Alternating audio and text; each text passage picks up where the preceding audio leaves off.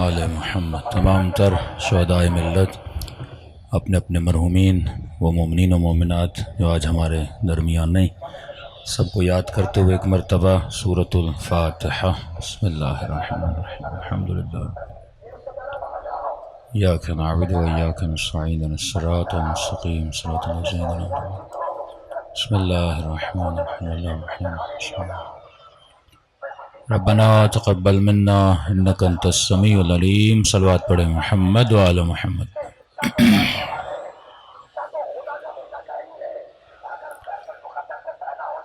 بسم اللہ الرحمن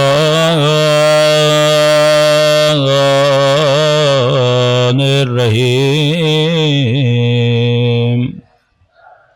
الحمد للہ رب العالمین،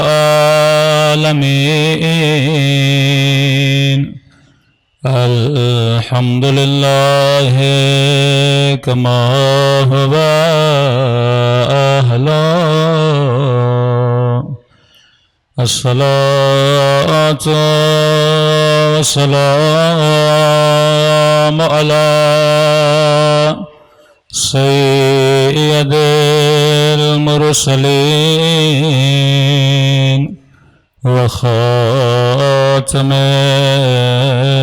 نبیین ابی القاسم محمد، اللہم صلی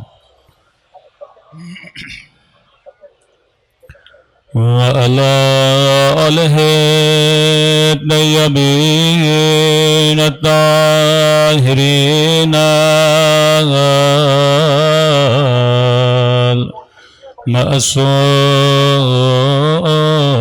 المعصومین۔ سب مل کے اپنی مولا کے ظہور کی دعا۔ اللہم کن ولیک حجت ابن الحسن صلواتک علیہ وعلی آبائہ فی هذه الساعة وفي كل وليا وحافظا وقائدا ودليلا وعينا حتى تسكنه أرضك وتمتعه فيها طويلا برحمتك يا أرحم الراحمين۔ صلوات پڑھے محمد و آل محمد۔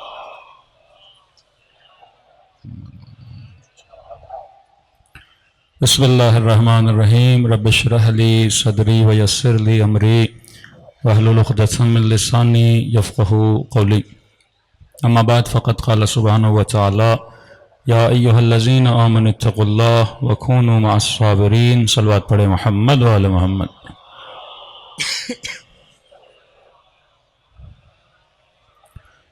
دعا ہے پروردگار عالم ہم سب کی عبادتوں کو اپنی بارگاہ عالی میں قبول فرمائے، اور جو مقصد زندگی مقصد طہارت لے کر فرش عزا پر آئے، خدا ان مقاصد میں بھی ہم سب کو کامیابیاں کامرانیاں نصیب فرما دے۔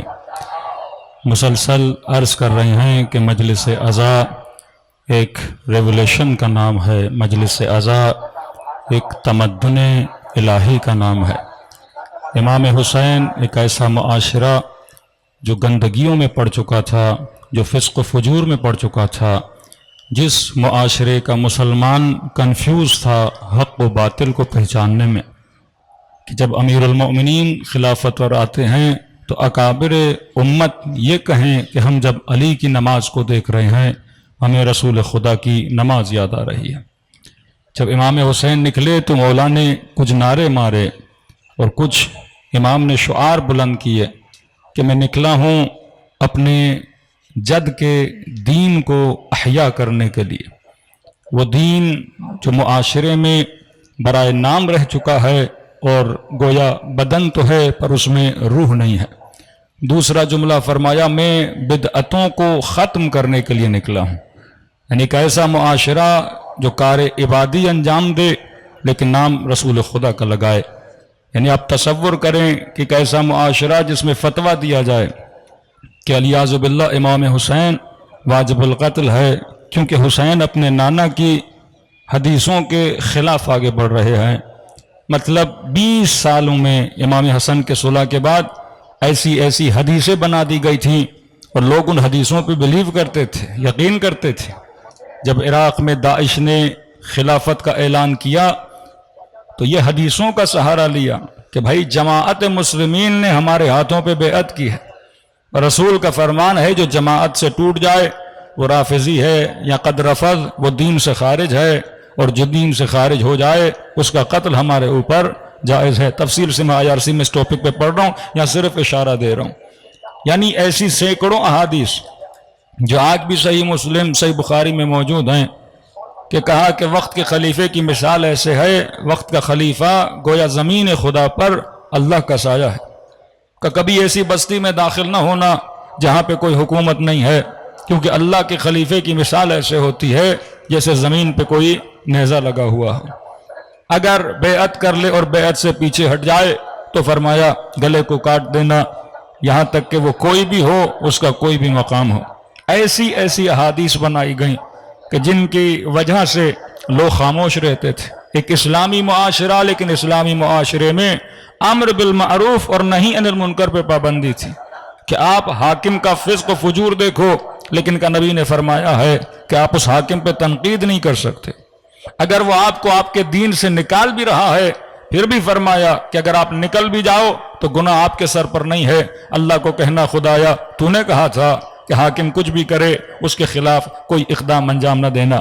تو ایک طرف یہ حدیثوں کی بھرمار، دوسری طرف قیام امام حسین، کہ امام حسین نے اپنے کردار سے یہ بتایا کہ یہ جو کچھ تمہیں بتا رہے ہیں یہ میرے نانا کی نہ سنت ہے، نہ میرے نانا کا فرمان ہے، نہ یہ دین خدا ہے۔ وہ خدا جو بندوں کو عدالت کا حکم دے، وہ خدا جو بندوں کو نیکی کا حکم دے، کیسے ممکن ہے وہ کسی ایسے حاکم کو برداشت کر دے جو اسی خدا کی شریعت کو کیا کرے، پامال کرے۔ تو پورے عالم اسلام میں ایک عقیدہ بن چکا تھا کہ حاکم کیسا بھی ہو ہم نے تلوار نہیں اٹھانی، کیونکہ آپ دیکھتے ہیں تیسری خلافت میں، چوتھی خلافت میں، جنگہائے امام حسن میں، اس کے بعد آپ کو قیام نظر نہیں آتا۔ 20 سال میں کوئی بندہ نہیں اٹھتا، کیونکہ 20 سال میں اتنی پروڈکشن کی گئی احادیث کی کہ مسلمانوں کا یہ عقیدہ بن چکا، پورے بلاد اسلامی کا عقیدہ بن چکا کہ حاکم کیسا بھی ہو، فاسق ہو، فاجر ہو، یعنی شرعاً گناہ ہے اس کے خلاف بات کرنا یا قیام کرنا۔ اب جب عوام نے بات کرنا چھوڑ دی تو فساد عام ہو گیا۔ اب یہ معاشرہ یزید کو ایکسیپٹ کرنے کے لیے تیار ہے۔ صرف اہل کوفہ میں تھوڑا شعور تھا جو یہ زبان پہ تو لاتے تھے لیکن وہ بھی تیار نہیں تھے کہ یزید کے خلاف تلوار اٹھائیں۔ تو امام حسین نے خروج کر کے یہ ساری احادیثوں کو کہ جو رسول خدا کی طرف نسبت دی جاتی تھی اپنے کردار سے بتایا کہ رسول نے کہا حسین منی وانا من الحسین، حسین مجھ سے ہے میں حسین سے ہوں۔ فرمایا اگر کبھی یہ پریشانی کا عالم آ جائے کہ واقعی حق کیا ہے باطل کیا ہے تو فرمایا حسین کو دیکھنا۔ کبھی کہا کہ یہ مت دیکھنا دنیا کہاں جا رہی ہے، یہ دیکھنا کہ علی بن ابی طالب کہاں جا رہے ہیں۔ تو آج شاید کوئی جوان کہے کہ مولانا اتنی ہزاروں احادیث ہیں ہمیں کیسے پتا چلے کہ کون سی حدیث صحیح ہے کون سی غلط ہے؟ ہم کہیں سے سرٹیفکیٹ تو نہیں لا سکتے نا، حدیث کی نسبت کبھی امیر المؤمنین سے کبھی کسی اکابر اصحاب سے، تو ہمیں کیسے پتا چلے؟ تو فرمایا حدیثوں کو پرکھنے کا جو تمہیں اصول دے رہے ہیں وہ قرآن کریم دے رہے ہیں۔ دیکھنا اگر کوئی حدیث قرآن کی آیت اور قرآن کے نظریے کے ٹکراؤ میں آ رہی ہے تو فرمایا اسے اپنی جوتے کی نوک پہ رکھنا یا دیوار پہ مار دینا، کیونکہ وہ حدیث جو اللہ کے اصول کے خلاف آ جائے وہ حدیث قابل قبول نہیں ہے۔ تو یہ کردار اصحاب امام حسین تھا جن کے اندر یہ بصیرت موجود تھی کہ اتنے اختلافات میں انہوں نے چنا تو امام حسین کو چنا۔ اب مولا فرماتے ہیں یہی بصیرت ہمارے شیعوں میں بھی ہونی چاہیے۔ ہم نے کہا پہلی صفت اصحاب امام حسین کی صفت بصیرت تھی، وہ اصحاب با بصیرت تھے، وہ حق و باطل کو پہچانتے تھے کہ ایک مولا کا صحابی ہے یزید ابن سبیت، 10 بیٹے تھے اس کے، 2 بیٹوں نے باپ کا ساتھ دیا کہ ہم آئیں گے امام حسین کی مدد کریں گے، ایک بیٹا عبداللہ، ایک بیٹا عبید اللہ۔ زیارت الہیہ پڑھیں گے، اس میں امام زمانہ اس شہید بزرگوار کو سلام کرتے ہیں کہ السلام علی یزید ابن سبیت وعلی ولدہ عبداللہ و عبید اللہ۔ شہید بریر یہ کربلا کا شہید ہے۔ یہ وہ لوگ ہیں جو مکے کے راستے میں امام حسین کے ساتھ آ کر ملے ہیں، شب عاشور لشکر امام میں بیٹھے ہیں، جس نے اپنے بیٹوں کو چھوڑا۔ اب 10 بیٹے، 2 بیٹے ساتھ دیتے ہیں، دوسرے بیٹے ساتھ نہیں دیتے۔ یہ وہ تھے جو اصحاب بابصیرت تھے، جن کو پتا تھا حق کیا ہے باطل کیا ہے۔ تو ہم نے کہا پہلی صفت اصحاب امام حسین کی صفت بابصیرت ہونا ہے کہ انسان جتنا بصیر ہوگا وہ فتنوں سے بچے گا، انسان جتنا قرآن کے اصولوں کو پڑھے گا وہ ایسی غلط احادیث سے بچ پائے گا اور اپنے ایمان کو بچا پائے گا۔ تو یہ فرش عزا امام حسین ہمیں صحیح راستہ دکھانے کے لیے ہے۔ فرمایا اے مومن بابصیر بن اصحاب حسین کی طرح۔ دوسری صفت جو ہم نے بتائی وہ تھا ایکسپٹنس آف ولایت۔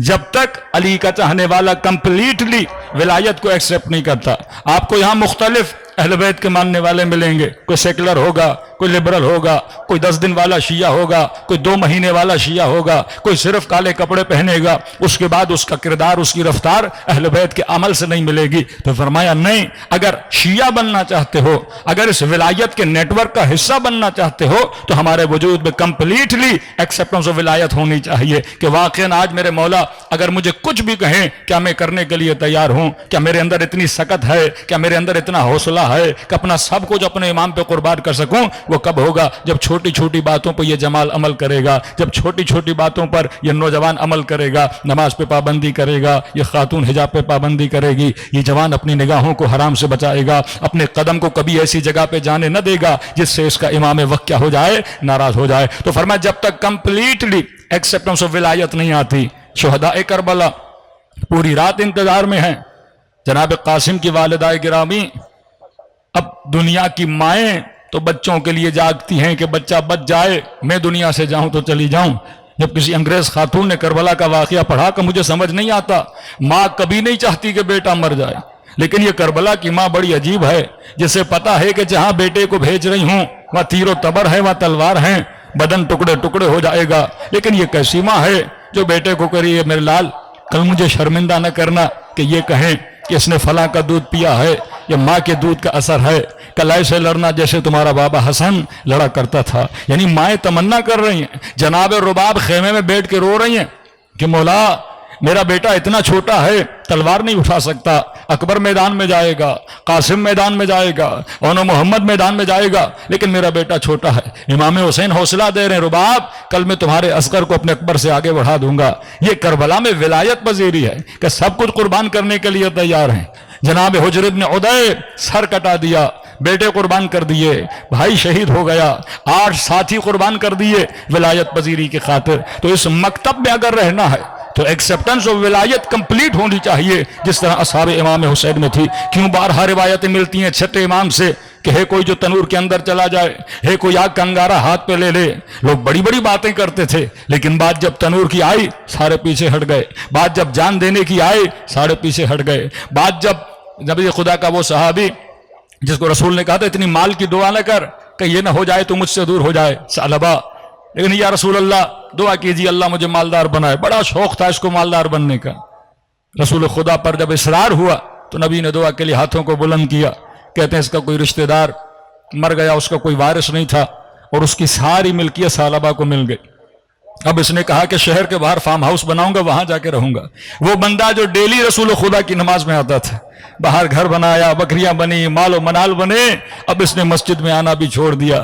یہاں تک نبی نے کسی کو بھیجا زکوٰۃ لے کر آؤ، کہنے لگا ہم کو یہودی ہیں کہ جزیہ دیں، کہ یہ جزیہ نہیں ہے، یہ زکوٰۃ ہے، یہ حق دین ہے، دینا پڑے گا۔ کہ جا کر کہو بڑی مشکلات کے بعد میں امیر بنا ہوں، اب ساری دولت دے دوں۔ رسول خدا نے پھر آنکھوں میں آنسو آئے کہ وائے ہو ثعلبہ پر، وائے ہو ثعلبہ پر، میں نے کہا تھا مالدار ہونے کی دعا نہ کر، دور ہو جائے گا۔ ہر انسان کا اپنا ظرف ہوتا ہے، ہر انسان کی اپنی کمزوری ہوتی ہے۔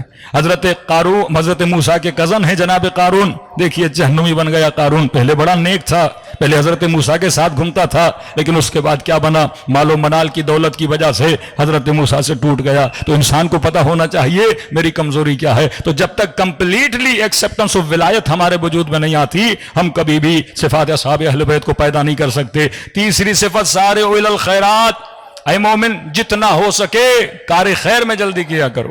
یہ مت کہو کہ مثلا نماز پڑھنی ہے، قضا نمازیں ہیں تو 2 دن کے بعد پڑھوں گا، فلاں کے لیے کوئی قرضہ ہے تو وہ 4 دن کے بعد دوں گا، ارے بوڑھا ہو جاؤں گا تو نیکیوں کو انجام دوں گا، ابھی تو میں جوان ہوں۔ فرمایا نہیں، سارعوا الی الخیرات، یہ آپ کی ٹائمنگ بڑی اہم ہے کہ صحیح وقت میں صحیح فیصلہ کرنا۔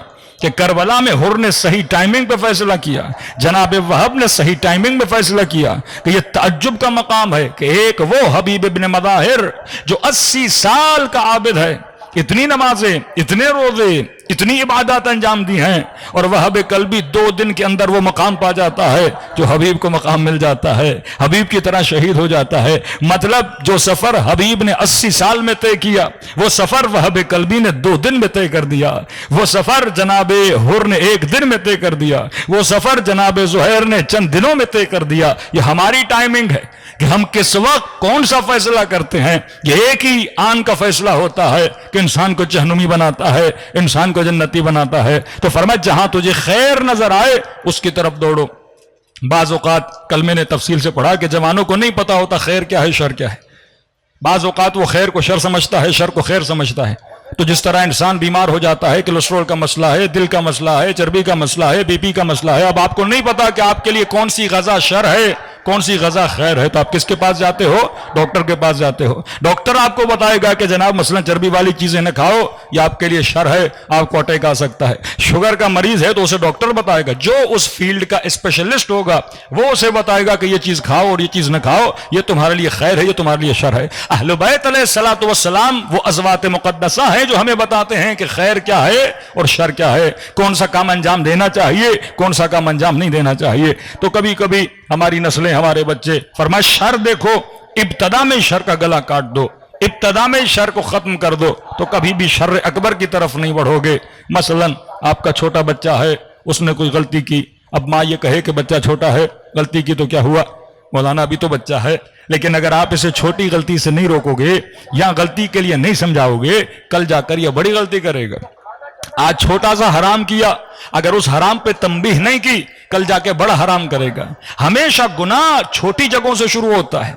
ایک بندہ پہلے چھوٹی چوری کرتا ہے پھر بڑی چوری کرتا ہے، پہلے ایک بندہ ظلم حیوان پہ کرتا ہے پھر جا کے انسان پہ ظلم کرتا ہے۔ تو انسان کو سوچنا چاہیے کہ بچوں کی تربیت بھی اسی طرح ہونی چاہیے جس طرح اہل بیت علیہ الصلوۃ والسلام کرتے تھے۔ تو خیر و شر کی پہچان اپنی نسلوں کو یہ بتانا کہ بیٹا خیر کیا ہے، بیٹا شر کیا ہے۔ جب تک خیر و شر کی معرفت نہیں ہوگی تب تک انسان اپنا کردار اصحاب حسین کی طرح نہیں بنا سکتا۔ صلوات پڑھے محمد و آل محمد۔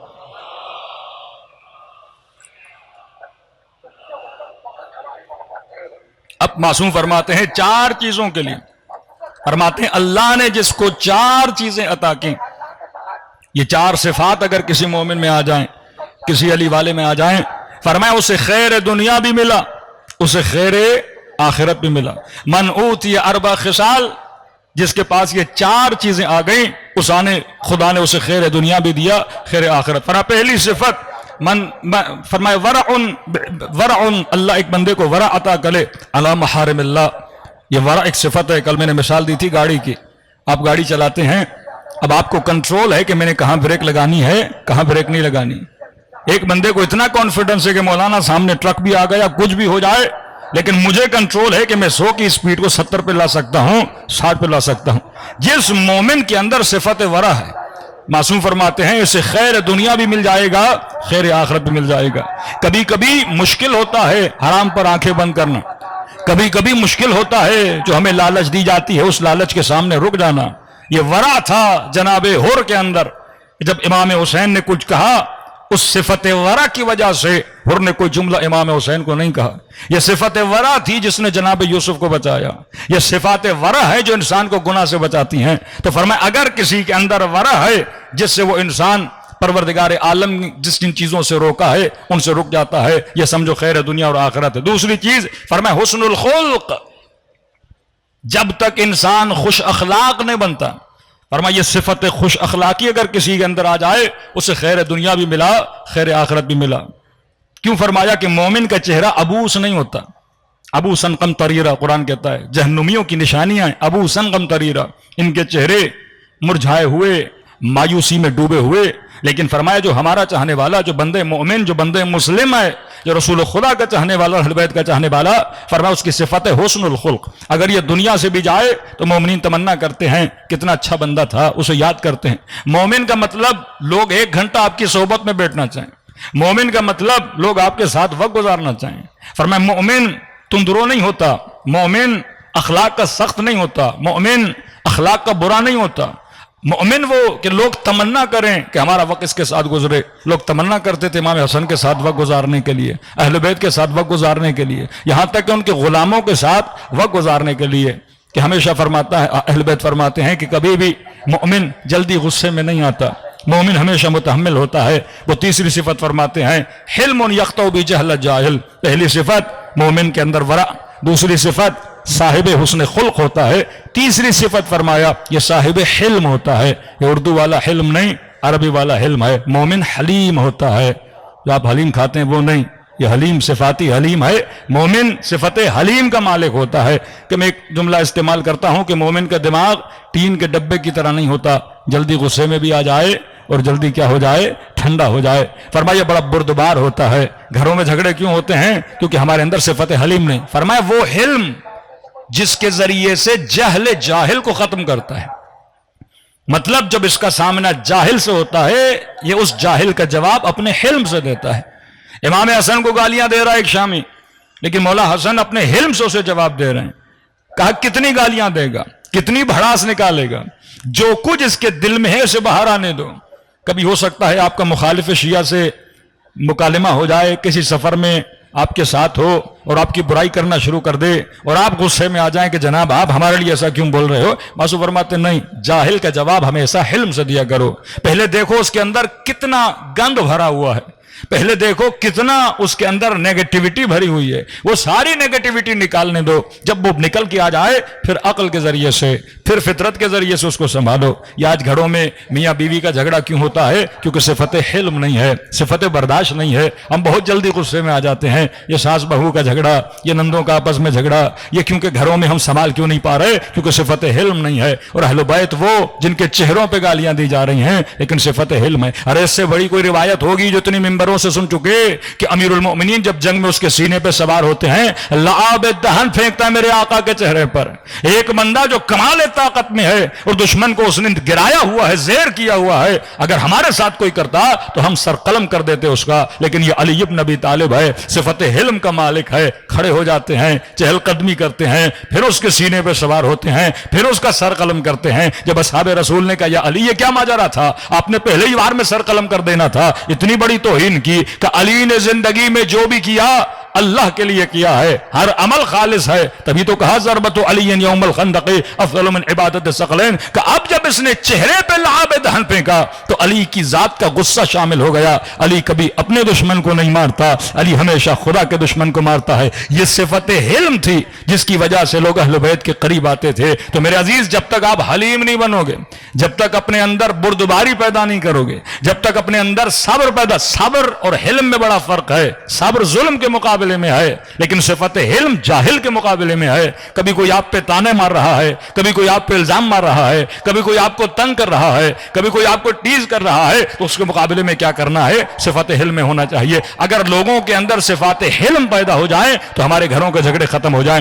چوتھی صفت جو معصوم فرماتے ہیں، پہلی صفت صفت ورع، دوسری صفت حسن الخلق، تیسری صفت صفت حلم جس کے ساتھ جہالت کا سر کاٹا جاتا ہے، اور چوتھی صفت فرمایا زوجۃ صالحہ. اگر خدا دنیا میں کسی کو نیک اور صالح بیوی عطا کرے، اب نیک اور صالح بیوی کی معصوم ڈیفینیشن کیا کرتے ہیں؟ فرمایا نیک اور صالح بیوی وہ ہے جو شوہر کی دنیا میں بھی مددگار ہو اور آخرت میں بھی مددگار ہو. کئی لوگ ایسے ہیں جن کی دنیا بھی بیویاں تباہ کر دیتی ہیں اور آخرت بھی تباہ کر دیتی ہیں. فرمایا یہ زوجہ صالحہ نہیں، زوجہ صالحہ وہ جو اس کے دین میں بھی مددگار ہو، جو دنیا میں بھی مددگار ہو. یعنی دنیا کی جتنی تکلیفیں ہیں ایسی زوجہ ہو کہ اس کو دیکھ کے اس کی تکلیفیں دور ہو جائیں. کہ یہ امیر المؤمنین کا فرمان ہے کہ پوچھا گیا مولا مرد کو کیسا ہونا چاہیے، عورت کو کیسا ہونا چاہیے؟ تو امیر المومنین مثالیں دے کے لوگوں کو سمجھاتے تھے۔ امام نے فرمایا دیکھو جب تمہارے شہر میں بارش ہو جائے اور زمین پہ کیچڑ ہو جائے، یہ بتاؤ وہ کیچڑ والی چپل لے کے گھر کے اندر جاؤ گے کہ مولا ہرگز؟ کہ کیا کرو گے؟ کہ پہلے چپل کو چھانوں گا، وہ ساری کیچڑ گراؤں گا تاکہ گھر کا صحن خراب نہ ہو جائے، پھر میں گھر کے اندر جاؤں گا۔ کبھی بھی کیچڑ والی چپل، جس گلی میں بارش ہوئی وہ ساری چپل گندی ہو جاتی ہے، مولا اس کو لے کے گھر میں نہیں جاؤں گا۔ فرمایا سن، مرد بالکل اسی طرح ہوتا ہے، جب باہر کمائی کرتا ہے لوگوں کے ساتھ مسائل ہوتے ہیں، روڈ پہ کسی کے ساتھ ایکسیڈنٹ ہو گیا، مسئلے مسائل ہو گئے، اب جب گھر جاتا ہے یہ باہر کے مسئلے اس کیچڑ کی طرح چھان کے ساری چیزیں باہر رکھ کے اور خود کو صاف و ستھرا کر کے گھر چلا جاتا ہے۔ یعنی باہر کے معاملات کا پریشر اپنی اولاد پہ، اپنی ازواج پہ نہیں ڈالتا، یہ بالکل مائنڈ کو کلین کر کے گھر کے اندر داخل ہو جاتا ہے۔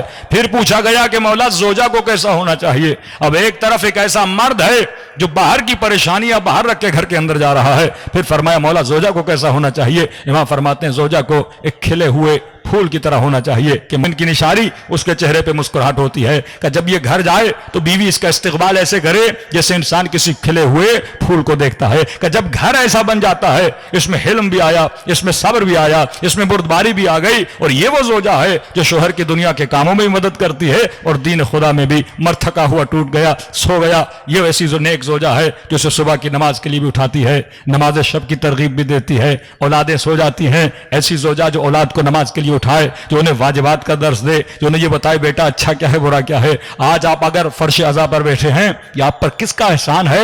آپ کی ماں کا احسان ہے، جنہوں نے بچپن میں بچوں کو گودوں میں اٹھا کے فرش عزا پہ لایا۔ محبت بچپن سے گھٹی میں ملائی جاتی ہے، اور جب یہ محبت مل جاتی ہے بچپنا انسان کبھی نہیں بھولتا، بچپنوں کی یادیں کبھی نہیں بھولتا۔ اب اگر ایسی نیک ماں ہو، یہ اولاد کی بھی زندگی بناتی ہے، یہ شوہر کی زندگی بناتی ہے۔ کبھی مرد خطا کرتا ہے، بیوی اسے یاد دہانی کرائے کہ یہ آپ یہ غلط کر رہے ہیں، کبھی زوجہ غلطی کرتی ہے، شوہر اس کو یاد دلائے کہ یہ آپ غلطی کر رہے ہیں۔ اسی لیے فرمایا زوجہ صالح، صالح دوست، صالح معاشرے میں اگر انسان رہے گا تو وہ باقی رہے گا۔ اصحاب امام حسین کیوں بچے؟ کیونکہ ایک سفر جناب وہب نے امام حسین کے ساتھ کیا، صالحین کے ساتھ سفر کیا، وہب بنا۔ ایک زیارت ہوئی جناب حر کو امام حسین کی، آیا تھا مقابلے کے لیے لیکن مل گیا لشکر امام حسین کے ساتھ، کیونکہ اس نے اخلاق امام حسین کو دیکھا کہ اپنا پانی ہمارے لشکر والوں کو پلا رہے ہیں حسین، اور اگر یہاں حسین پیاسے ہیں تو یہ یزیدی حسین کو پانی نہیں پلا رہے۔ تو فرمایا بہترین تبلیغ تبلیغ عمل ہے، بہترین تبلیغ تبلیغ کردار ہے۔ جب تک وجود میں صفات اہل بیت کو پیدا نہیں کرو گے، نہ دنیا آباد نہ آخرت آباد۔ صلوات پڑھے محمد و آل محمد۔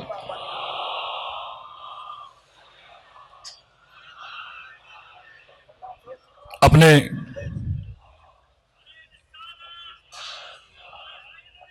ابھی مجلس سے بعد میں مجلس کے بعد صلوات پڑھے محمد و آل محمد۔ چوتھی صفت کہ وقت کی کمی ہے، کسی کو بھی سوال ہے وہ مجلس کے بعد کر سکتا ہے۔ بار دیگر صلوات پڑھے محمد و آل محمد پر۔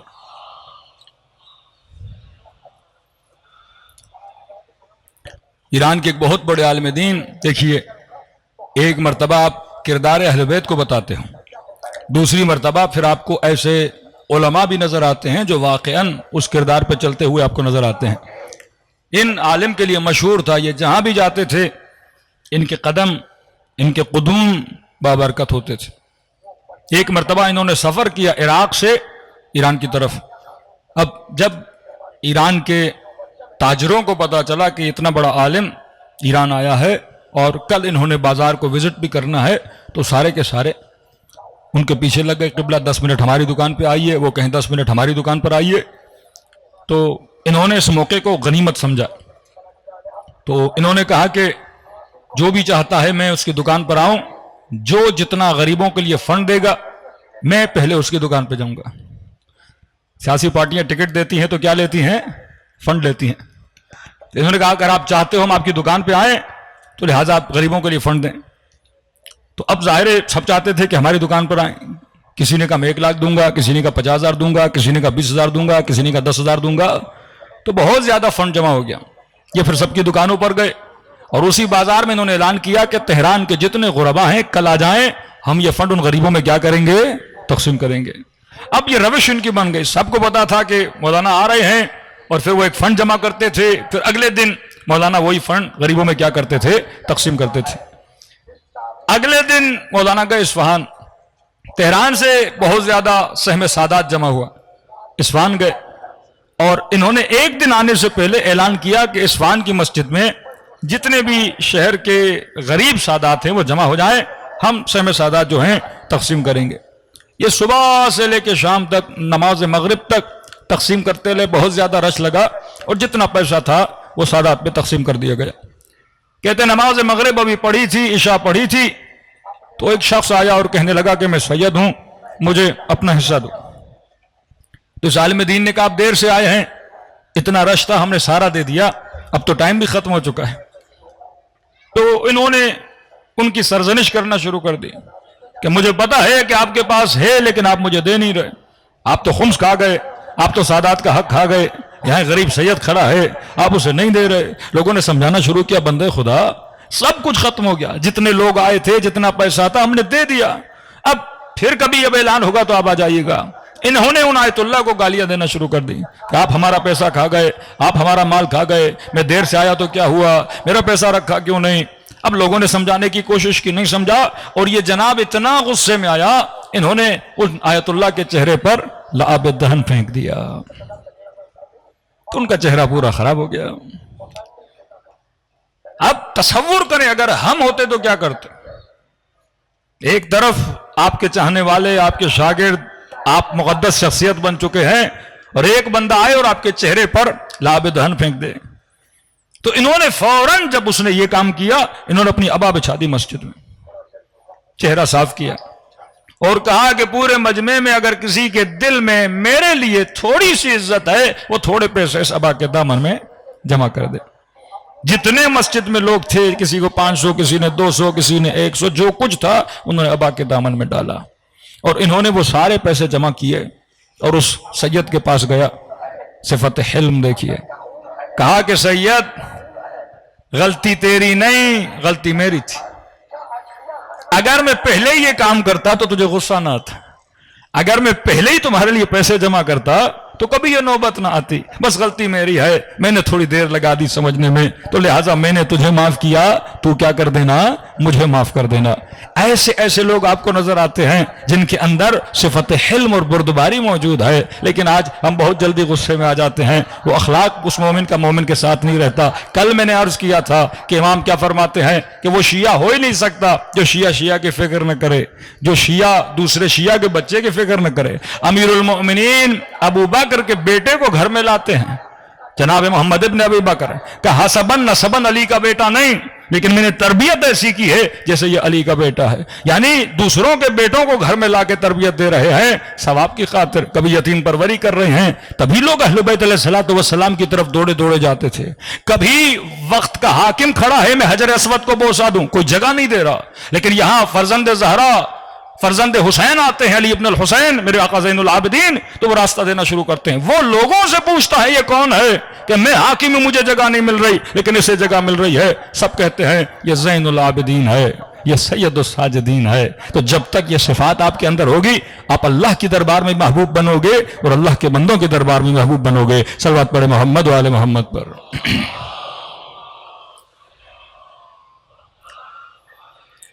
آج ایک چوتھی صفت اصحاب امام حسین کی۔ سائنس نے بہت زیادہ ترقی کر لی، لیکن سائنس اس بیماری کا حل نہیں نکال سکی جس کا دین نے نکالا ہے۔ اصحاب امام حسین کے اندر ایک صفت تھی، وہ ہے صفت فرح۔ بڑی سے بڑی مصیبت میں بھی وہ خوش رہتے تھے، کہ جناب بریر قاری قرآن ہے۔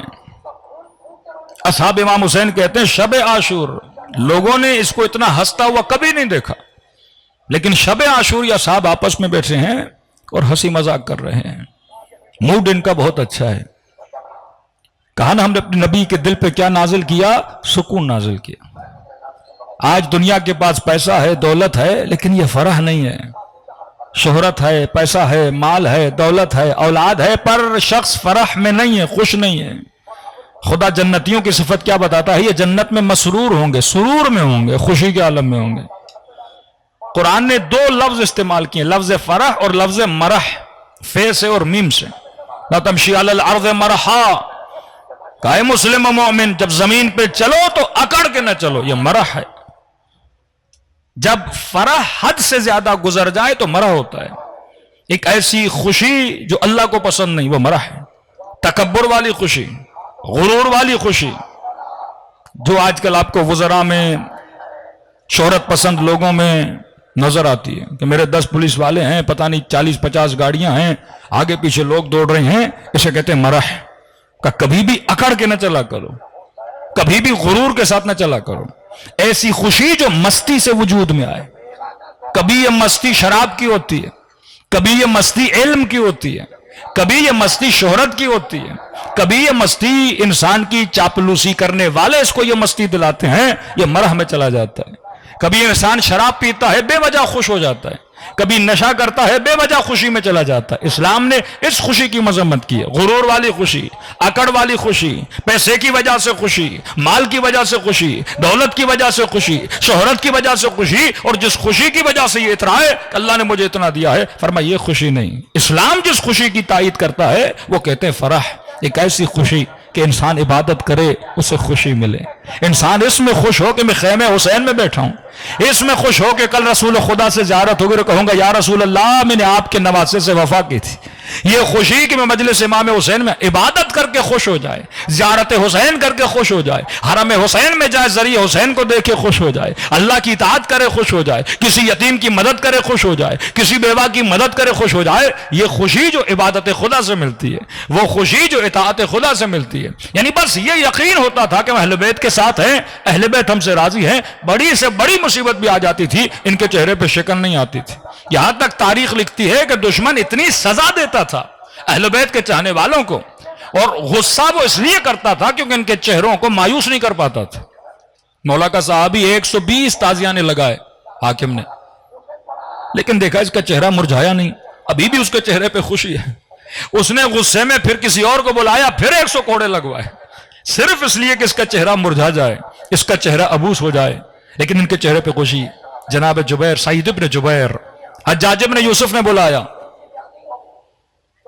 یہ وہ مولا کا صحابی ہے جو 2 دن میں یعنی 2 رکعت میں پورے قرآن کی تلاوت کیا کرتا تھا، قاری قرآن، عاشق قرآن۔ حجاج ابن یوسف نے بلایا، سعید ابن جبیر۔ حجاج کے دربار میں اس ظالم حاکم کے سامنے سعید کو کھڑا کیا گیا، کہ بتا تیرا نام کیا ہے؟ کہا کہ میرا نام سعید ہے۔ کہا نہیں، بولو تیرا نام شقی ہے۔ کہ میں کیسے بولوں، میرا نام رکھا گیا ہے سعید۔ پھر کہا نہیں، تیرا نام سعید نہیں ہے، تو شقی ہے کیونکہ علی کا عاشق ہے۔ کہ میرے سوال کا جواب دے۔ کہ کون سا سوال؟ کہ یہ بتا علی کو افضل مانتا ہے یا خلفاء کو افضل مانتا ہے؟ جناب سعید نے کہا جو اللہ کی دربار میں افضل ہے وہی میری دربار میں افضل ہے، جو اللہ کی دربار میں کمتر ہے وہ میری دربار میں کمتر ہے۔ کہ سیدھا جواب دے، بات کو گھما نہیں، علی کو افضل مانتا ہے یا خلفاء کو افضل مانتا ہے؟ کہ بتا تو رہا ہوں، جو اللہ کی دربار میں عزیز ہے وہ میری دربار میں عزیز ہے، جو اللہ کی دربار میں ذلیل ہے وہ میری دربار میں ذلیل ہے۔ کہ میں تجھے قتل کروں گا۔ کہ جس طرح مجھے قتل کرو گے اللہ کرے تو بھی اسی طرح مرے۔ کہ تو کیا سمجھتا ہے کہ تیری بد دعا مجھے لگ جائے گی؟ کہ میرا کام ہے دعا کرنا، لگے یا نہ لگے۔ کہ بس اتنی دعا میں ضرور کروں گا۔ جناب سعید نے کہا کہ اے کاش تیرے ہاتھوں سے یہ آخری قتل ہو جو تو علی کے چاہنے والے کا کر رہا ہے۔ میں نے اتنی عبادتیں کی ہیں، خدا یہ تو میری دعا قبول کرے گا کہ اگر میں مارا جاتا ہوں تیرے ہاتھ سے، وہ آخری بندہ ہوں جسے مارا جا رہا ہے۔ اس نے توہین جناب سعید کرنے کے لیے کہا کہ اس کو قبلے کے رخ کھڑا کیا جائے اور اس کا سر قلم کیا جائے۔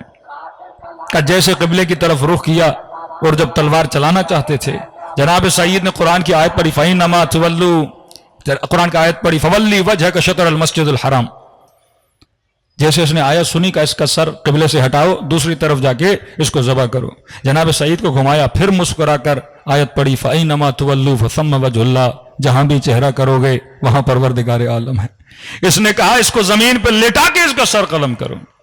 اور جب جناب سعید کو زمین پر لٹایا گیا تو پھر اس نے قرآن کی آیت پڑھی، تجھے اسی مٹی سے بنایا گیا ہے اور اسی مٹی میں ملایا جائے گا۔ اس نے دیکھا سعید کے چہرے سے خوشی جا ہی نہیں رہی ہے۔ یہ کون سی خوشی ہے؟ یہ تمسک ولایت اہل بیت کی خوشی ہے۔ وہ شہادت کو اپنے لیے غم نہیں مانتے تھے، خوشی مانتے تھے۔ اس اصحاب امام کا سر قلم ہوا، لیکن تاریخ لکھتی ہے سعید کی دعا قبول ہوئی۔ ودن 15 ڈیز، 15 دن میں حجاج کو ایک ایسی بیماری ہوئی جس بیماری کا کسی حکیم کے پاس علاج نہیں تھا۔ اندر بدن میں سردی محسوس کرتا تھا اور بدن کے باہر اسے گرمی اور جلن محسوس ہوتی تھی کہ لوگ کہتے ہیں چیخ چیخ اور مالی یا سعید، اے سعید میری جان چھوڑتے کیوں نہیں، اے سعید تمہاری بددعا مجھے لگ گئی ہے، ایسی بیماری ہے میں جی نہیں پاتا۔ اس کے سپاہی کہتے تھے یہاں سعید نہیں ہے، کہتا نہیں مجھے خوابوں میں نظر آتا ہے اور اسی بیماری میں یہ دنیا سے چلا جاتا ہے۔ ایک طرف وہ دشمن علی ہے جو بلب بلب کے دنیا سے جا رہا ہے، اور دوسرا وہ ہے جس کا سر کاٹا جا رہا ہے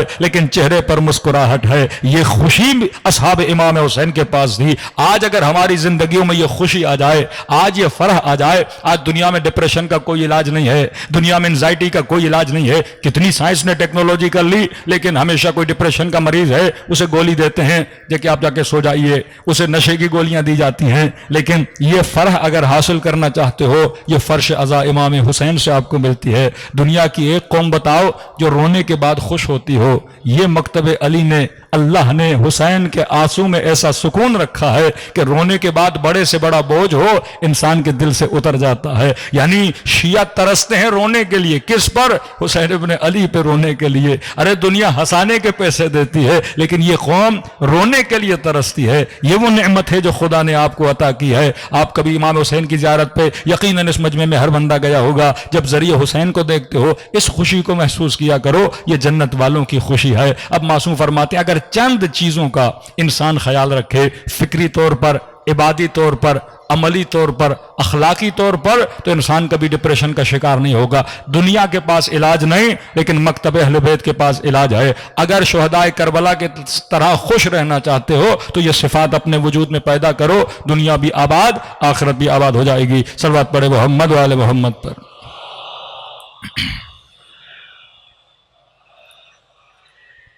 صرف آج عوامل روانی، فکری عوامل آپ کو بتاؤں جو معصومین نے بتائے ہیں۔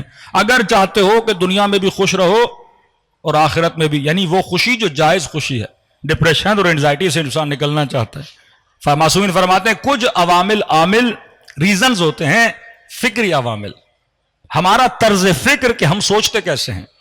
اگر آپ اہل بیت کے اصحاب کی طرح نہیں سوچو گے تو خوشی نہیں ملے گی۔ میں زبان سے علی ولی اللہ کہوں پر میرا سوچنا اس کی طرح نہ ہو۔ پہلی صفت فرماتے ہیں حسن ظن۔ جب تک آپ کے اندر حسن ظن نہیں ہوگا، جسے ہم کہتے ہیں پوزیٹو تھنکنگ، آج اکثر لوگ جب نیگیٹو تھنکنگ میں آپ چلے جاتے ہیں تو غم آپ کا شکار کر لیتا ہے۔ اکثر وہ خواتین شکایت کرتی ہیں شک کی بیماری میں مبتلا ہے۔ یہ شک نیگیٹو ہے کہ مولانا بچہ گھر سے نکلا، میں صبح سے شام تک پریشان ہوں کہ پتہ نہیں صحیح سالم آئے گا کہ نہیں آئے گا۔ 1 گھنٹہ ٹیلی فون نہیں آتا تو انسان پریشان ہو جاتا ہے، کہیں ڈکیتی تو نہیں ہو گئی، کہیں کچھ ہو تو نہیں گیا۔ اسے کہتے ہیں نیگیٹو تھنکنگ۔ اس سے آپ کی باڈی پہ اثر پڑتا ہے۔ فرمایا حسن ظن رکھو۔ سب سے پہلے مومن کے لیے حسن ظن رکھے۔ رسول خدا ایک جنگ میں، شاید جنگ احد ہے، کہتے ہیں جب زمین کھود رہے تھے تو کھودنے والے نے جب پتھر پہ وہ چیز لگائی تو وہاں سے ایک جرقہ نکلا، چنگاری نکلی۔ تو نبی نے چنگاری کو دیکھ کر بھی ایک پوزیٹو جملہ بولا کہ مجھے اس چنگاری کو دیکھ کے لگ رہا ہے کہ بڑی بڑی سلطنتیں گر جائیں گی اور اسلام کی حکومتیں کیا ہو جائیں گی؟ آگے بڑھ جائیں گی۔ نبی گرامی ایک جنازے پہ جا رہے ہیں، ایک مومن ایک مسلم کا جنازہ پڑھانے جا رہے ہیں۔ جتنے لوگ بیٹھے تھے اس مرنے والے کی برائی کرنے لگے، یہ بڑا جھوٹا تھا، یہ بڑا مکار تھا، اس کے اندر یہ صفت تھی، اس کے اندر یہ صفت تھی۔ رسول خدا نے فرمایا کیا کوئی بھی اس کے اندر اچھی عادت یا اچھی صفت نہیں تھی؟ کسی نے کہا یا رسول اللہ اس نے پوری زندگی میں 1 رات چوکی داری کی تھی مسلمانوں کے لشکر کی، اور ہمیں لگتا ہے یہ عمل اس نے بڑا اچھے سے انجام دیا تھا۔ نبی نے فرمایا سارے اعمال کو چھوڑو، شاید خدا اسی کا ایک عمل دیکھ کے سے کیا بنا دے؟ جنتی بنا دے۔ کب بندوں سے پہلے اللہ کے لیے بھی حسن ظن کیا کرو۔ کسی نے امیر المومنین کو کہا کہ مولا کتنا حسن ظن کروں؟ کہ اگر کسی مومن کو کسی غلط جگہ سے یا کسی غلط بندے کے ساتھ گھومتا ہوا دیکھو تو فوراً کہو مثلا فلاں شرابی کے ساتھ گھوم رہا ہے، پہلا خیال ہمارے ذہن میں برا آتا ہے کہ یقیناً یہ بھی شراب پی کے نکلا ہے۔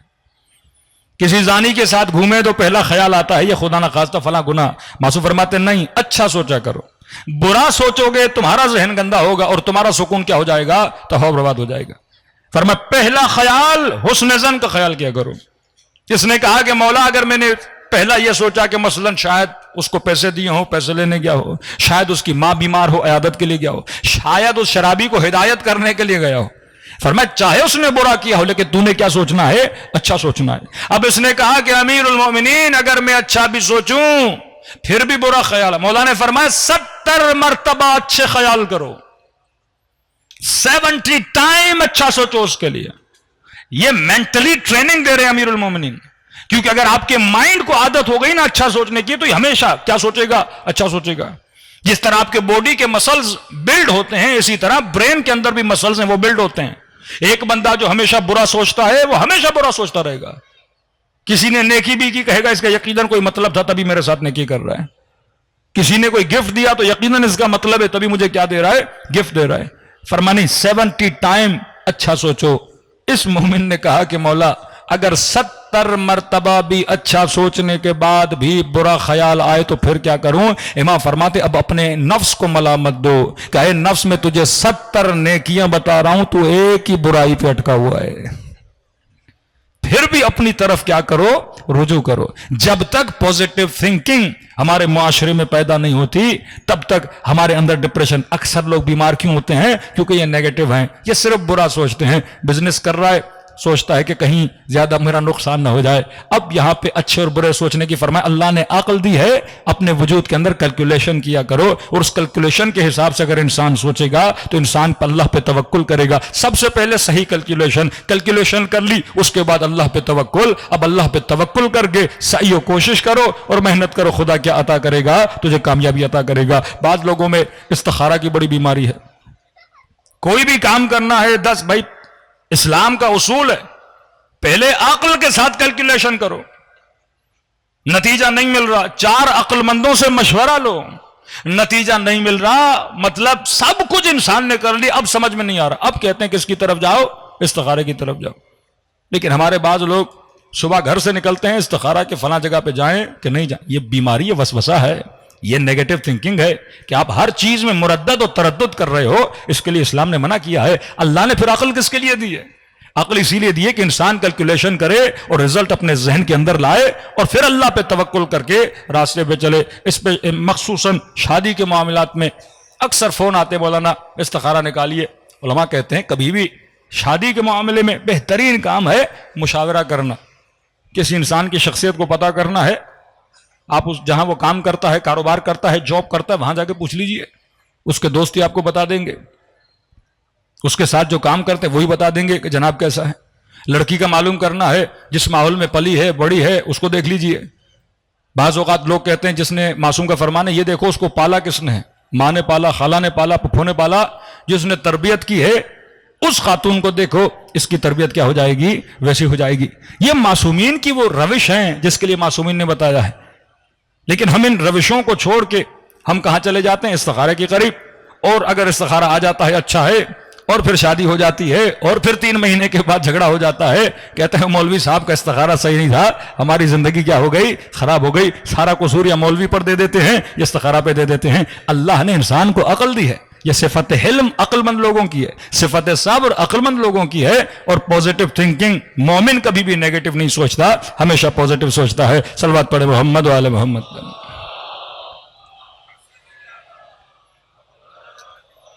اب میری اس بات سے شاید کسی کے ذہن میں یہ شائبہ پیدا ہو کہ میں نے ہر جگہ پوزیٹو ہونا ہے، ایسا بھی نہیں ہے۔ تعادل انسان کے وجود میں۔ اب آپ کراچی میں رہتے ہیں، آپ کو پتا ہے کراچی میں ڈکیتیاں بہت ہیں، آپ کو مولانا نے کہا پوزیٹو ہونا ہے تو فون ہاتھ میں لے کے چلوں گا، کوئی چوری نہیں کرے گا، بھائی ایسا بھی نہیں ہے۔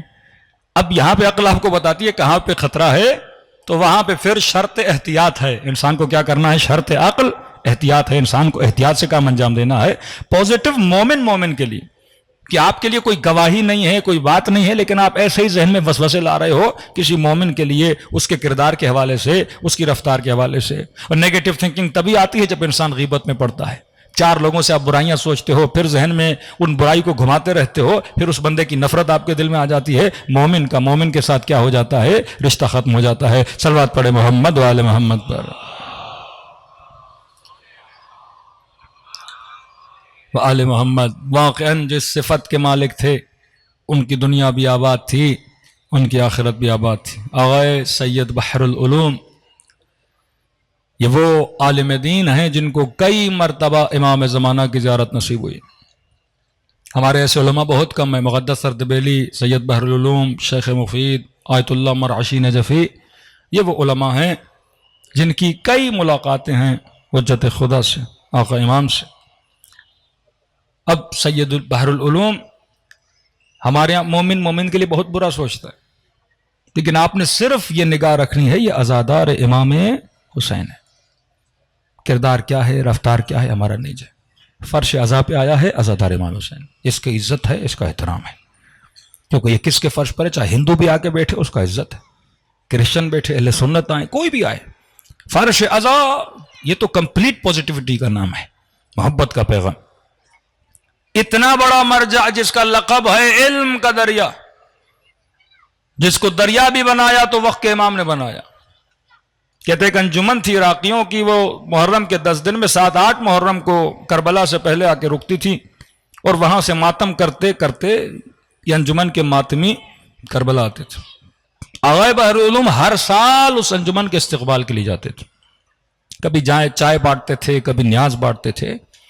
اس کا میں واقعہ کل بتاؤں گا کہ خود نیاز بانٹنے کا ثواب کتنا ہے مکتب اہل بیت علیہ الصلوۃ والسلام. ان کے شاگرد کہتے ہیں کہ ایک دن یہ اس انجمن کے استقبال کے لیے گئے اور انجمن کے ماتمیوں نے ماتم کرنا شروع کیا. نارملی یہ جاتے تھے ان کے ساتھ کھڑے ہو کے ماتم کرتے تھے، لیکن کہتے ہیں کہ آج آغائے بحر العلوم کی کیفیت الگ تھی. انہوں نے سر سے عمامہ اتارا، پاؤں سے جوتیاں اتاری، بیچ مجمع میں چلے گئے اور ماتم کرنے لگے، گریہ کرنے لگے، سر پیٹنے لگے. شاگرد کہتے ہیں ہم پریشان ہوئے کہیں لوگوں کے پاؤں میں نہ آ جائیں. بڑی مشکل سے ان کو مجمع سے نکالا، گریہ کر رہے ہیں، گھر لے کر گئے. اگلے دن طبیعت بہتر ہوئی، ہم نے جا کے پوچھا آغائے بحر العلوم ہم نے کبھی آپ کو اس کیفیت میں نہیں دیکھا کہ سر پیٹتے ہوئے ننگے پاؤں ماتمیوں کے ساتھ کھڑے ہو گئے ماتم کرنے کے لیے. کہا مجھے بھی پتا ہے میری کبھی ایسی کیفیت نہیں ہوئی. کہا ایسی کیفیت آپ کی کیوں بنی؟ کہ جب میں نے عزاداروں کو دیکھا، ماتمیوں کو دیکھا، اچانک میری نگاہ امام زمانہ پہ پڑی جو ماتمیوں کے بیچ میں کھڑے ہو کے عزاداری کر رہے تھے. کہ مجھ سے برداشت نہیں ہوا، میں بھی چلا گیا آگے تاکہ حجت خدا کے ساتھ کھڑے ہو کے کیا کروں؟ ماتم کروں. یہ احادیث ہیں آپ کے 5 امام فرماتے ہیں مجلس کو مجلس، محفل حسین کو محفل حسین نہ سمجھا کرو، یہ باغ ہے جنت کے باغوں میں سے، کہ ہم شریک ہوتے ہیں تمہاری مجلسوں میں. کیوں چھٹے امام نے فرمایا بھی ذاکر نے مصائب نہیں پڑھے یہ پڑھنا چاہتا ہے؟ فرمایا تم سب کے سروں کے پیچھے میری دادی زہرا کھڑی ہو جاتی ہے. ان آنسوؤں کی قدر اور قیمت جانا کرو. آغا مرعشی نجفی وصیت کرتے ہیں کہ اس رومال میں جس میں میں نے امام حسین کے لیے گریہ کیا ہے وہ میرے قبر میں رکھا جائے تاکہ میں جناب زہرا کے لیے ثبوت پیش کروں کہ بی بی میں آپ کے حسین کے لیے اتنا رویا تھا. وہ سجدگاہ رکھنا میری قبر میں جس میں میں نے اتنے سجدے کیے ہیں.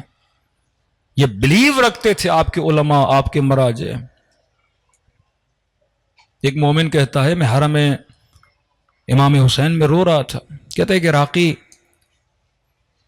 میرے آنسو جب زمین پہ گرتے تھے یہ آنسوؤں کو لے کے اپنے چہرے پہ ملتا تھا، اپنی آنکھوں پہ ملتا تھا. میں نے کہا مومن کیا کر رہے ہو؟ کہ حسین پہ جو آنسو بہایا جاتا ہے خدا نے اس میں بھی کیا رکھی ہے؟ شفا رکھی ہے. میں اپنی آنکھوں کو شفا دینا چاہتا ہوں. یہ عقیدے، یہ اہل بیت علیہ الصلوۃ والسلام کے ساتھ تمسک یہ فرش عزا سے ملتا ہے. آغائے شیخ عباس قمی کے بیٹے کو کینسر ہوا گلے کا، خواب کے عالم میں، تفصیلی واقعہ، خواب کے عالم میں جناب رسول نے کہا کہ شیخ عباس قمی مجھے حسین کی بیٹی جناب رقیہ یعنی جناب سکینہ کے مصائب سناؤ. میں نے کہا یا رسول اللہ کینسر ہے، گلے سے بات نہیں کر سکتا. کہ ہم کہہ رہے ہیں نہ سناؤ. کہتے خواب کے عالم میں مصائب سنایا اور صرف ایک جملہ کہا جناب سکینہ والا کہ بابا میرے رخسار چھوٹے تھے، ظالم کا ہاتھ بڑا تھا، کہ یہ سننا تھا رسول خدا غش کھا گئے۔ اور میں نیند سے اٹھا تو دیکھا اللہ نے میرے گلے کو کیا دیے؟ شفا دیے۔ یہ محفل آئے شفا ہے میرے عزیز، مریضوں کو ان مجلسوں میں لا کے بٹھایا کرو، حسین کا واسطہ دیا کرو، خدا شفا دے گا۔ دلوں کو کربلا کی طرف روانہ کریں، سلام کریں ان مقدس ازواج پر جنہوں نے اپنا سب کچھ لٹا دیا آج کے دن کے لیے، ان مومنین کے لیے۔ خرجت اصلاح امتی، یہ چھوٹا سا پرسہ امام حسین کو دینے کے لیے آئے ہیں۔ فرمایا تمہارے آنسوؤں سے ہماری اماں زہرا کے دل کو ٹھنڈک ملتی ہے کہ دیکھتی ہیں کہ بابا کچھ ایسے تھے جو جنازے کو تک و تنہا چھوڑ کے چلے گئے، اور کچھ ایسے ہیں جو میرے حسین کے لیے رونے کے لیے آئے ہیں۔ خلوص سے دل سے امام کو سلام کریں، اور فرمایا جو خلوص سے سلام کرتا ہے خدا اسے ثواب زیارت حسین عطا کرتا ہے۔ السلام علی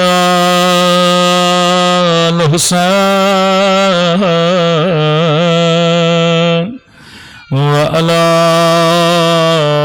علی ابن الحسین وعلی اولاد الحسین وعلی اصحاب حسین کی صدا بلند ہو۔ السلام علی الحسین وعلی علی ابن بلند آواز سے وعلی اولاد وعلی اصحاب سب مل کے السلام علی الحسین وعلی علی ابن آواز تھوڑی بڑھا دیں وعلی اولاد وعلی اصحاب فرمایا ایسے سلام کرو جیسے زینب نے سلام کیا تھا۔ ابھی آپ امام حسین کو سلام کر رہے ہیں، لیکن آپ میں سے کوئی پیاسا نہیں ہے، آپ میں سے کوئی 3 دن کا بھوکا نہیں ہے، مجمع میں کوئی ایسا نہیں جس کے ہاتھوں میں رسیاں ہوں، کوئی ایسا نہیں جسے تازیانے مارے گئے ہو۔ اللہ سارے بھائیوں کے بہنوں کی چادروں کی حفاظت کرے۔ بڑا ناز تھا عباس کو زینب کی چادر پہ، جب بھی یہ قافلہ بازار میں آتا تھا زینب بڑی حسرت سے عباس کی کٹی گردن کو دیکھتی تھی، رو کے کہتی تھی عباس تجھے زینب پہ بڑا ناز تھا، عباس آنکھیں کھولو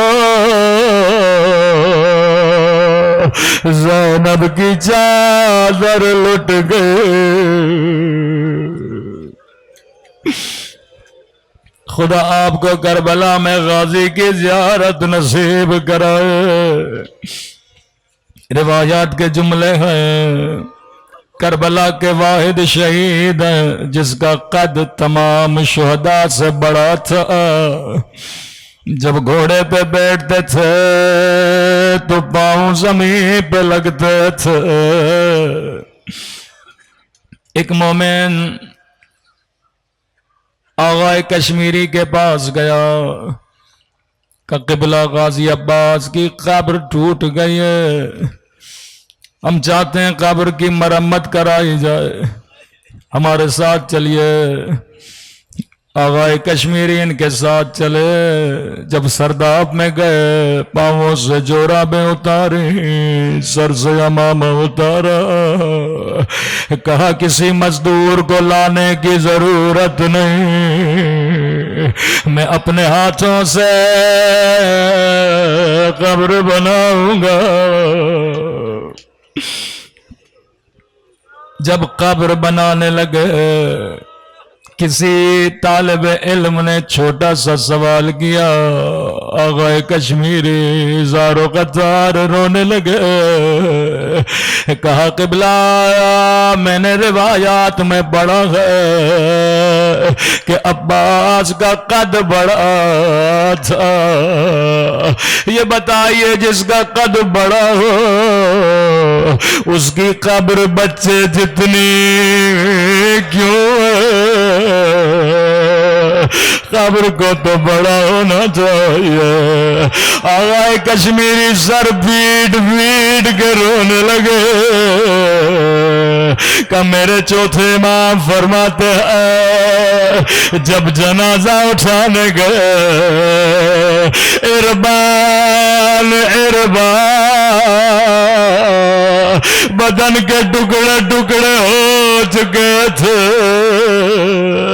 ابا کے دامن میں جمع کیا، گٹھڑی بنا کے دفن کیا.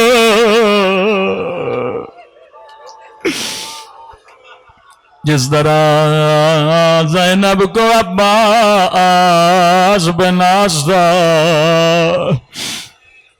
اسی طرح چھوٹے چھوٹے بچوں کو اپنے چچا سے بڑی امید تھی. مولا حسین کی خدمت میں آئے، عرض کی مولا اب مجھ سے سکینہ کا رونا دیکھا نہیں جاتا. مولا یہ چھوٹے چھوٹے بچے آتے ہیں میری انگلیوں کو تھامتے ہیں، کہتے چچا بڑی پیاس لگی ہے، تھوڑا پانی لائیے. قد ذاق صدری، مولا میرے سینے میں بڑی گھٹن ہے، مجھے اجازت دیجئے. امام نے فرمایا عباس تو میرے لشکر کا سپہ سالار ہے. ادب کے ساتھ عرض کیا مولا اب کوئی لشکر نہ رہا، مجھے اجازت دے میں سکینہ کے لیے پانی لاؤں. امام نے فرمایا عباس زینب کو تجھ پہ بڑا ناز ہے، اگر زینب اجازت دے میں حسین بھی نہیں روکوں گا. روایت کے جملے ہیں خیمے کے در پہ کھڑے ہوئے آقا زادی اگر اجازت ہے میں اندر رہوں. بی بی زینب نے اجازت دی. روایت کے جملے ہیں زانو میں ادب لگا کے بیٹھ گئے. سیدہ نے ایک مرتبہ عباس کے چہرے کو دیکھا، عرض کی عباس سمجھ گئے کیوں آئے ہو، میں زینب تجھے روکوں گی نہیں لیکن میری کچھ باتیں سنتا جا. جی میری آقا زادی. عباس شہر کوفہ تھا، حکومت بابا علی کی تھی. میرا قافلہ شہر کے باہر رکا تھا. حسن نے کہا بابا آئے نا. بابا نے کہا حسن رات ہونے دو، بازار بند ہونے دو، لوگوں کو گھروں میں جانے دو، پھر میری بیٹی کو لانا. علی یہ مجمع تیری غیرت پر قربان.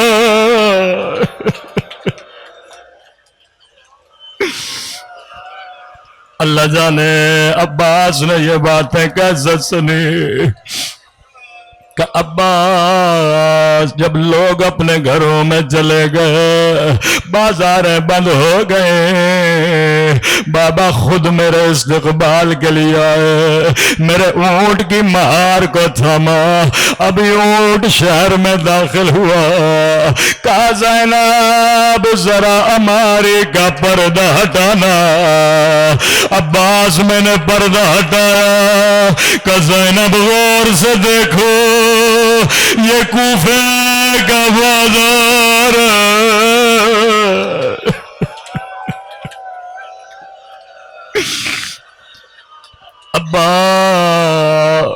عباس میری سمجھ میں کچھ بھی نہیں آیا، بابا بازار مجھے کیوں دکھا رہے ہیں، لیکن میں خاموش رہی۔ سواری چند قدم آگے بڑھی، پھر بابا نے کہا زینب ذرا ہماری کا پردہ ہٹانا۔ میں نے پردہ ہٹایا، روکے گا زینب یہ کوفے کا چوک ہے۔ عباس میری سمجھ میں کچھ بھی نہیں آیا، میں نے کہا بابا بازار دکھانے ہیں، حسین کو دکھائیے، چوک دکھانے ہیں، حسن کو دکھائیے۔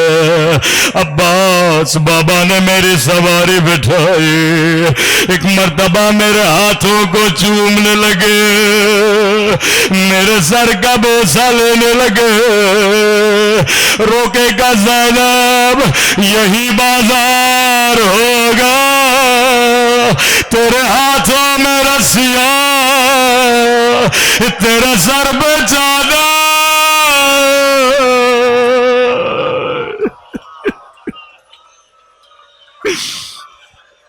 عباس میری سمجھ میں کچھ بھی نہیں آیا، میں نے کہا بابا امام ہے، علم غیب جانتا ہے، میں اعتراض نہیں کروں گی، لیکن بابا ایک سوال ہے۔ جی زینب، او بابا جس بھی بہن کا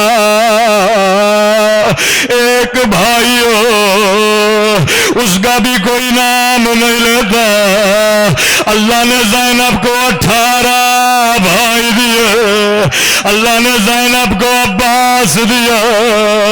اب سنیں گے بی بی زینب نے کیسے خدا حافظ کیا۔ کہا عباس کھڑا ہو جا، دونوں باہیں عباس کے گلے میں ڈالے، روکے گا خدا حافظ عباس، میں زینب سمجھ گئے میرے ہاتھوں میں رسیاں بندھنے کا وقت قریب ہے، میرے سر سے چادر چھننے کا۔ اللہ لعنت اللہ۔